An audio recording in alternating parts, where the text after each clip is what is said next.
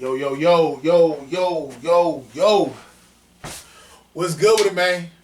It's the homie Mac, music, art, culture, knowledge. Reporting live from the Dogon. Dogon, each one, teach one, peace and love. Real quick, this is a session of Mac Minutes, man. Mac Minutes. How do I say this? I don't have a title for this Mac Minutes I'm about to give y'all, but I'll come up with one. Something clever. Y'all know how I do.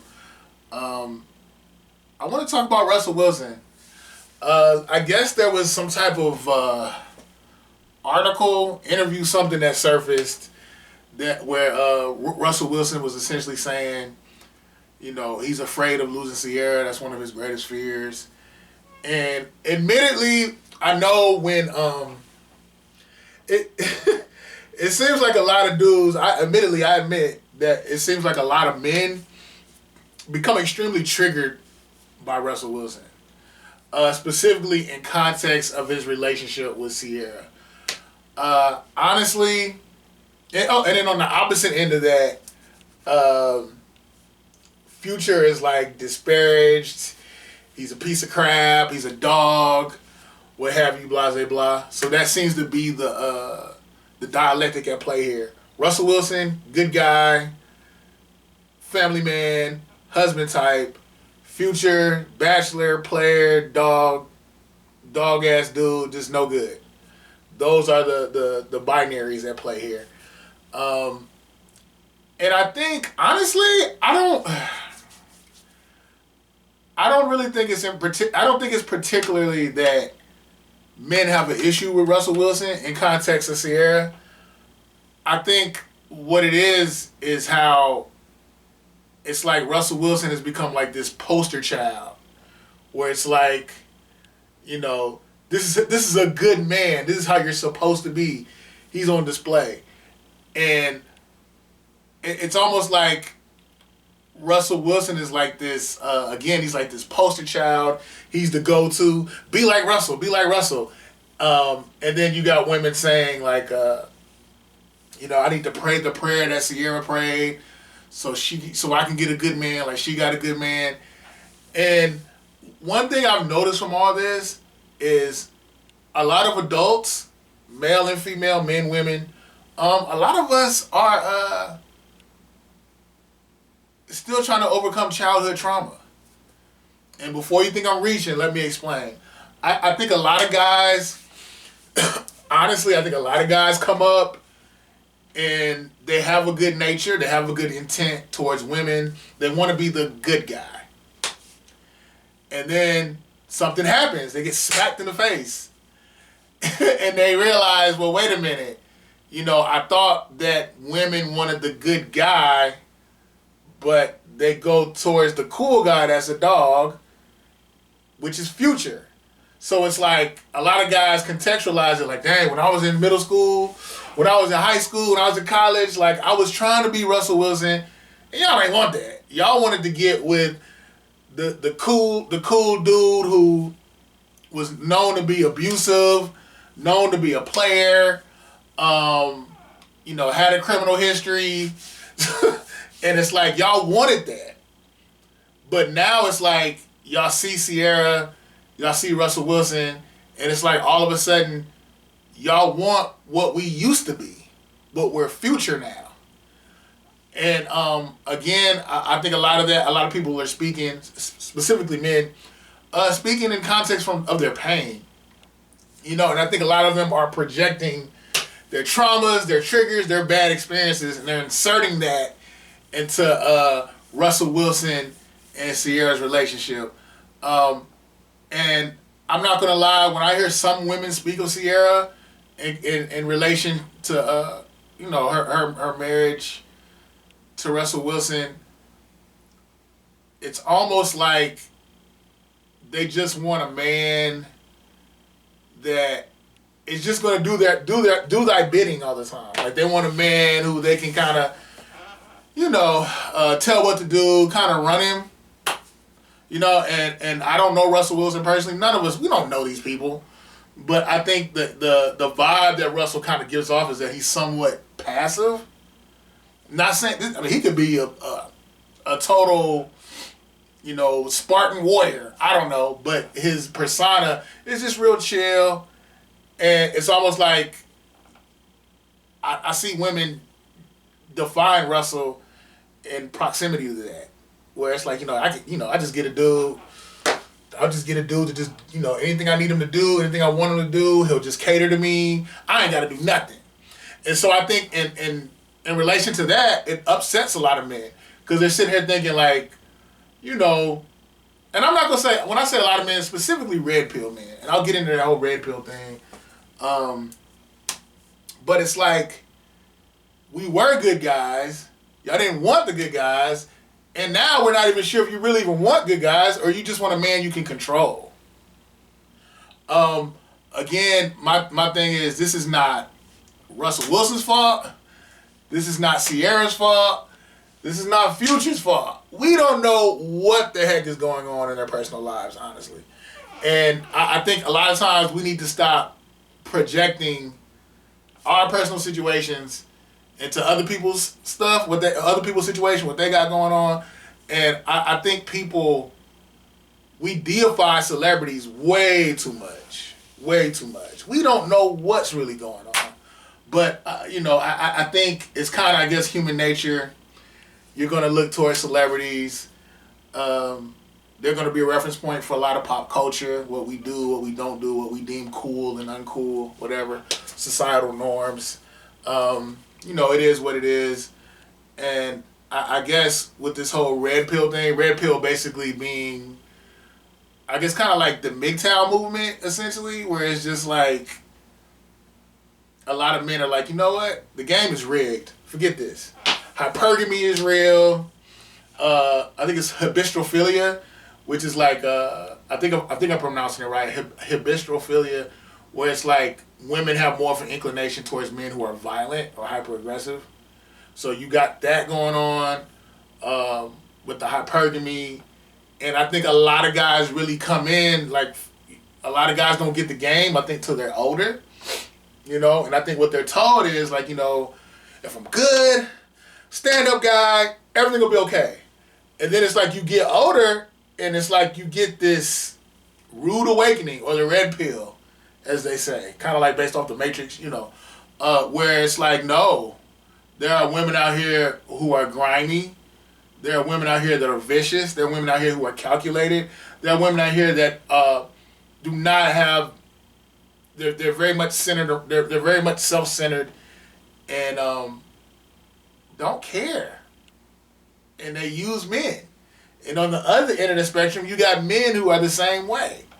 But again, I'm speaking from the narrative of the red pill, and I think a lot of guys, I think we're taught that there's like this inherent goodness that comes with femininity, goodness that comes with a woman, and I think those things are in play. But at the same time, there's polarity, duality with everything. You have some women who are not good people. A lot of times, my issue with feminism was, I think it espouses this idea that somehow women are inherently more morally sound, that women are more innately good. And I'm not saying this to blast women. I'm trying to put you in the mind frame of men who are red pill and conversations I've had. And I think a lot of guys, they get to this point where they look at things in the legal system, family court. This stuff is not centered to the benefit of men. So there is a whole infrastructure, a whole institution that works against men. I've seen it a lot with child support. I've seen it a lot with what's the word I'm looking for? Alimony, things of that nature. Where there are, and don't even get me don't even get me talking about child legitimization and things like that. Like, I try to educate a lot of brothers like, yo, if y'all are out here rolling the dice and having unprotected sex, understand a child could come from that, and you need to know the laws in regard to that, because if you don't legitimize your child, you can be put on child support, and maybe this is just Georgia, but you can be put on child support and by law not be able to see your child. You know, and I think I am, like, hear me out. I'm not, this is not me making a broad assertion about how all women act and how all men act. I'm just giving you a context for some of the things, the paradigms that a lot of men have shaped based off of things that they've seen other men go through and just based off of negative experiences. My whole issue with Red Pill is and I had a conversation with a sister about this, beautiful sister about this. You know, a lot of these Red Pill guys, they're becoming the antithesis to hyperfeminism. They're becoming the antithesis to they're becoming like the male version of everything they hate about women. You know, and my thing is, like, there has to be some type of synthesis between the masculine and the feminine, the men and the women, because we need each other, and not even from a biological standpoint of procreation, but just to propel society forward. I think men and women are put here. I think we, depending on your spiritual beliefs, whatever, but even spirituality aside, just spirituality and biology aside, just for society to function, men and women have to interact. They have to interface, and I think that we can complement each other. You know, I think that's how it was supposed to be. You know, but you have so many people inculcating younger men and women from the space of their own trauma. You know, well, girl, you know, men ain't gonna do this, or man, you know, you can't trust these hoes, man. So it's like, it's a self-perpetuating cycle where people are teaching other people, inserting their own traumas and pain. And I think sometimes it comes from a good space. You just don't want to see anyone go through what you went through. But my thing is, people need to be honest about themselves, honest about their intentions, honest about who they really are. I think a lot of us, a lot of people think highly of themselves that shouldn't. You know, people who don't really analyze their character, that don't analyze their behavior patterns, that don't analyze their triggers, that are really enigmas into themselves. They have a victim mentality. They don't take accountability for anything. All my relationships with women, everything I've been through, the good, bad, sad, whatever, I own up to my things. You know, and I think until you own up to your things, you're going to repeat the same scenarios. You're going to start meeting the same men and the same women. You know, so I think a lot of times people need to look inward, be self-reflective. What can I do to change my situation? Why do I keep attracting the same type of people? What errors in my thought process? How do I recalibrate and move accordingly? You know, let's say change your thinking, change your life.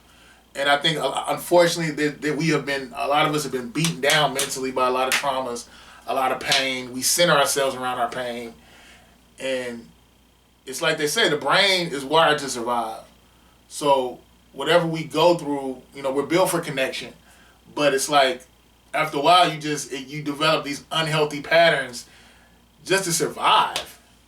You know, I'm never going to let a woman hurt me. I'm never going to let these niggas ain't shit. I'm not going through this pain no more. You know, and it just, again, everybody's centering themselves in their pain. You know, some people may say I'm being idealistic, optimistic. I don't know, maybe. But I just refuse to look at women as the enemy, like the others. That's them. That's the other side. I don't think that's what how this is supposed to go. But yeah, I think people need to be honest about themselves, you know, and really look in the mirror and ask themselves, are they being their best self? You know, what are traumas and things they need to confront? You know, because everything ain't everybody else's fault.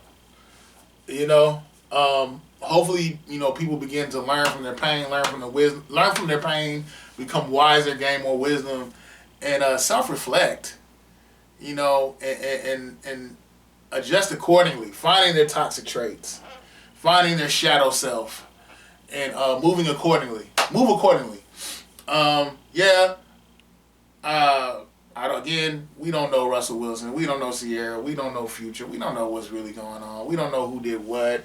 We just we have images that are plastered in front of us in the media, and certain images are sold to us, and we think that's the truth. We don't know. All this pop culture is smoke and mirrors. But at the end of the day, I hope everybody finds what they're looking for. I hope the men that want genuine love and genuine connections find women that want genuine love and genuine connections. I hope the women that want genuine love and genuine connections, conversely, find the men that want genuine love and genuine affection. You know? I know I probably sound like a broken record in saying that. But, yeah, because it's just sad just seeing this whole gender war. I don't think I've ever seen a time. I'm in my late 30s, but I don't think I've ever seen a time or even heard my elders speak of a time where there was this much division, this much of a dichotomy between men and women. It's hella divisive and it's sad. I think a lot of us need to go to therapy. A lot of us need to just sit down and think. But yeah, it's the homie Mac, music, art, culture, knowledge. Each one teach one, peace and love. Signing out for the Dogon, man.